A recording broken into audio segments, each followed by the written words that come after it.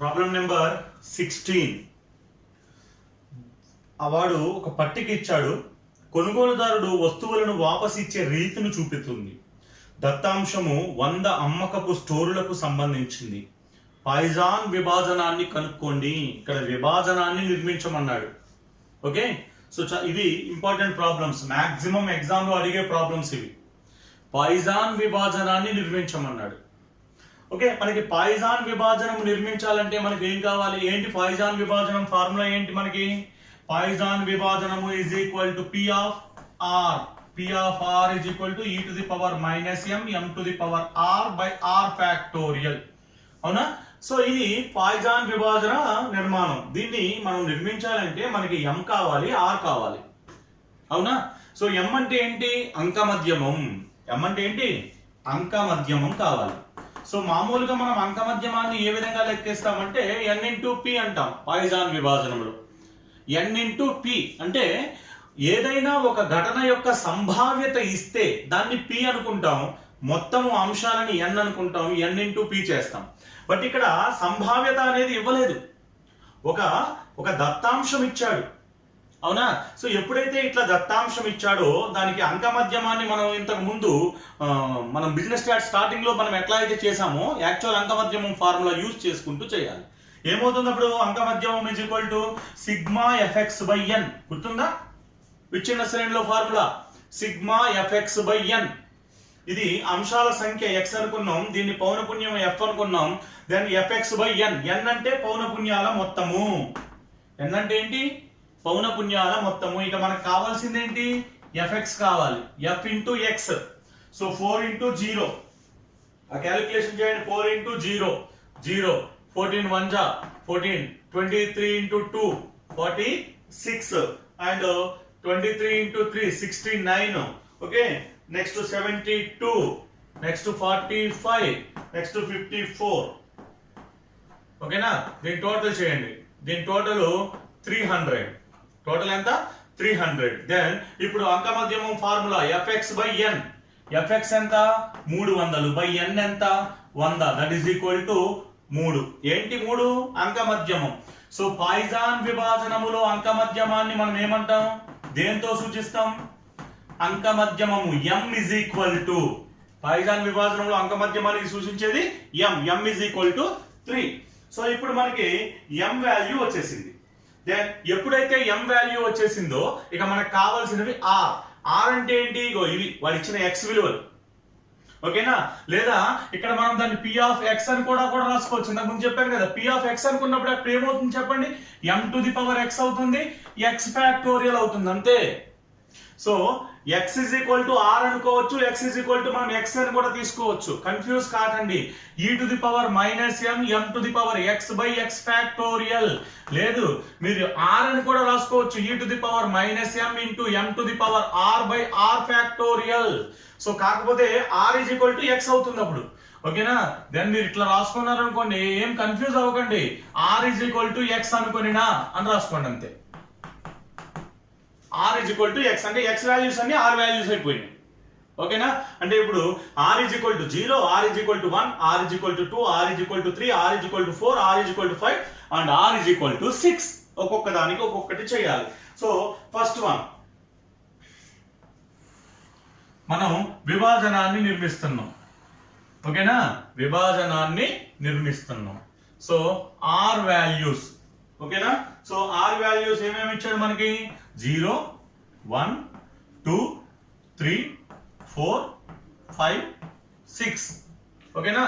మనం ఈ వాల్యూ ఏది? మన ద్విపద పాయిజాన్ విభాజన సూత్రాన్ని ఉపయోగించుకుంటూ మనం పౌనపున్యాలని లెక్కిస్తాం. సో చూడండి, అయితే ఈ పాయిజాన్ విభాజనాన్ని నిర్మించడానికి మీకు గుర్తుందో లేదో, ద్విపద విభాజనంలో పౌనపున్యాలు లెక్కించడానికి ఆ సూత్రాన్ని n చేత గుణించేవాళ్ళం. అవునా? n into capital N into అని చెప్పి ఆ ఫార్ములా రాసేవాళ్ళం.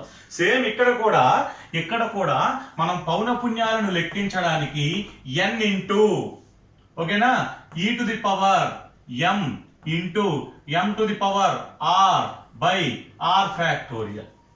అంటే పాయిజాన్ విభాజనాన్ని మనం ఇంటూ n చేస్తున్నాం. ఇంటూ ఎన్. అయితే మనకి పౌనపున్యాలు లేదా విభాజనం వస్తుంది. ఓకేనా, విభాజనము అనొచ్చు లేదా విభాజనం యొక్క ఆశించిన పౌనపున్యము అని కూడా అనొచ్చు. గుర్తుపెట్టుకోండి, ద్విపద విభాజనాన్ని ఏ విధంగా నిర్మించాము అంటే ద్విపద విభాజన సూత్రాన్ని ఇంటూ ఎన్ చేసాం. పాయిజాన్ విభాజనాన్ని ఎలా నిర్మించాలి అంటే పాయిజాన్ విభాజన సూత్రాన్ని కూడా ఇంటూ ఎన్ చేయాలి. అర్థమవుతుందా? ఇది పాయిజాన్ విభాజన సూత్రం, దానికి ఇంటూ ఎన్ చేయాలి. ఇంటూ ఎన్ చేస్తే మనకి విభాజనం అనేది వస్తుంది. సో ఎన్ ఎంత ఇక్కడ 100. ఈ లెక్కకి ఎన్ ఎంత 100. Then P of R is equal అంటే 100 into e to the power minus M. e to the power minus M. M value ఎంత వచ్చింది మనకి 3. e to the power minus M. m to the power R. m to the power R. R is equal to 0 by 0 factorial. Right? So ఇప్పుడు దీన్ని మనం simplify చేస్తే ఏమవుతుంది? That is equal 100 into e to the power minus 3. ఎందుకు? 3 to the power 0 is equal to 1. 0 factorial is equal to 1. కాబట్టి ఇక మనకి మిగిలేది 100 into e to the power 3. So 100 into e to the power 3, దాని value ఎంత చూడండి. Then 100 into e to the power value is 3 which value 0.04979. That is equal to near about right round figure near about 5. Okay, e to the power 3 value idi, then 100 into this one, so near about 5 round figure. Next 1, r is equal to enta 1. Then n 100 into e to the power minus 3 అంటే m. m is equal to ఇంకా common, అది 3 అనేది common. e to the power minus m into m to the power r. r ఎంత ఇక్కడ 1 by r factorial అంటే 1 factorial. That is equal to 100 into e to the power minus 3 into 3. ఎట్లా వచ్చింది 3? 3 to the power 1 is equal to 3. 1 factorial అంటే 1. So 3 by 1 అంటే 3. So that is equal 100 into 0.04979 into 3. That is equal 15. Next ఇప్పుడు 2. R is equal to ఎంత 2.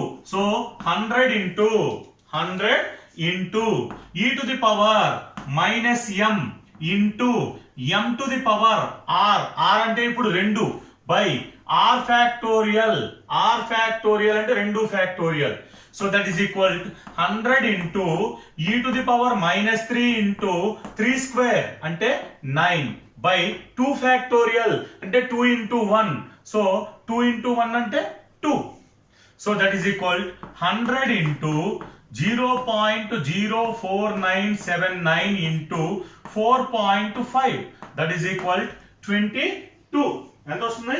22. Next ఇప్పుడు 3. r is equal to ఎంతమ్మా 3. So n capital N into e to the power minus m and m to the power r.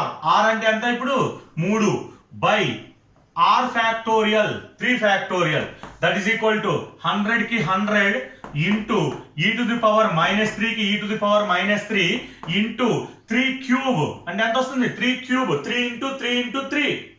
So 3 మూలు 9, 9 మూలు 27 by 3 factorial అంటే 3 into 2 into 1. 3 into 2 into 1 that is equal to 6. అవునా? So that is equal 100 కి 100 into e to the power minus 3 value 0.04979 into 27 by 6 that is equal to 4.5. That is equal 22. Next ఇప్పుడు r is equal to 4 అంటే 100 into e to the power minus m into m to the power r. r is equal to 4 by r factorial 4 factorial. So that is equal 100 కి 100 into e to the power minus 3. దానికి as it is గా e to the power minus 3 అని తీసుకున్నా into 3 to the power 4. 3 to the power 4 అంటే 81 by so చూడండి ఇక్కడ 4 factorial. 4 factorial అంటే 4 into 4 factorial అంటే ఏంటి? 4 into 3 into 2 into 1. So 4 మూలు 12, 12 2 24. 24. So that is equal ఎంత వస్తుంది చూడండి, 100కి 100 into 0.04979 into 81/24. So 81/24 is equal to 3.375. 3.375 that is equal, ఈ మొత్తం ఇంటూ చేయండి, 100 into 0.04979 into 3.375. So that is equal to 17. Next ఇప్పుడు 5, r is equal to 5, r place లో 5 తీసుకోవాలి. So 100 into e to the power minus m into m to the power r, r అంటే 5 by r factorial అంటే 5 factorial. So that is equal to 100కి 100 into e to the power minus 3 into 3 to the power 5 అంటే 3 to the power 5 అంటే ఎంత వస్తుంది, 81 into 3, 81 into 3 243 by 5 factorial, 5 into 4 into 3 into 2 into 1. So అంటే 24 5లు 120. So 120 వస్తుంది, 120. So that is equal 100కి 100 and e to the power minus 3 value 0.04979 into 243 by 120. So that is equal to 2.025. 2.025 that is equal 10. So అది into చేయండి, మీరు into చేస్తే near about 10 వస్తుంది. And last one 6, 100 into e to the power minus m into m to the power r by r factorial. That is equal to 100కి 100 e to the power minus 3 e to the power minus 3 అవేమి మారవు, అది ప్రతి లెక్కలోని common into ప్రతి point లోని common into 3 to the power 6. 3 to the power 6 అంటే 243 into 3 that is equal to 729. 729 by 120 into 6 అంటే 720. So that is equal to 6 factorial అంటే తెలుసు కదా, 6 into 5 into 4 into 3 into 2 into 1. Okay, so ప్రతిసారి అంతా లెక్కించాలి సార్ అంటే లేదమ్మా, చాలా సింపుల్. చూడండి ఇక్కడ మనకి ఇక్కడ చూడండి ఏది 2 ఫ్యాక్టోరియల్ అంటే ఎంత వచ్చింది, 2 వచ్చిందా. 3 ఫ్యాక్టోరియల్ అంటే ఈ 2 into 3 చేస్తే 6 వస్తుంది. ఓకే, అంటే 3 ఫ్యాక్టోరియల్ 6. మనకి 4 ఫ్యాక్టోరియల్ కావాలనుకోండి, 6 into 4 24. సో 5 ఫ్యాక్టోరియల్ కావాలి, 24 into 5. ఓకేనా, 120. Next 120 into 6 720. అట్లా కంటిన్యూషన్ వెళ్ళిపోతుంది అనమాట. 5 ఫ్యాక్టోరియల్ అంటే 5 into 4 into 3 into 2 into 1 చేసాం కదా. ఇప్పుడు 6 ఫ్యాక్టోరియల్ అంటే 5 ఫ్యాక్టోరియల్ into 6 చేస్తే వచ్చేస్తుంది. సో దట్ ఈస్ ఈక్వల్ 100కి 100 into 0.04979 into 729 by 720 అంటే 1.0125. 1.0125 that is equal to 5. Okay, అంటే మన ఆన్సర్లు 5, 15, 22, 22, 17, 10, 5. ఓకేనా, అవి తీసుకురండి. అవి తీసుకొచ్చి ఇగో ఇక్కడ మన తీసుకోండి, ఇక్కడ 5, 15, 22, 22, 17, 10, 5. That is answer. Okay.